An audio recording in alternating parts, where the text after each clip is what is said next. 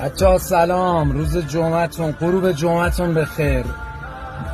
این رفیقای ما یعنی کل هفته همون لایمانن، غروب جمعه میگن بابا بیاد در این بلوار یه دوری بزنیم، یه هوایی عوض کنیم، یه قهوه‌ای بخوریم.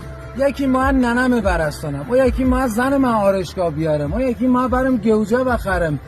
بابا رفیقم به خدا بر رفیق با کلاسی با بچه‌ها، رفیق بی کلاس انتخاب نکنید، رفیق با کلاس انتخاب کنید. غروب ببرتون قریبتون بده، شو ببرتون پارتی، آخر شو ببرتون گود بای پارتی. اینا حالا یکیشو رفتم مامانم برم بیارم، ای او برنج خریده، ای گوجه سیب زمینی پیاز. یه رفیقی دیگه داریم کلا محو شده، اصلا نمیشه پیداش کنید. رفیق خوب پیدا کنید.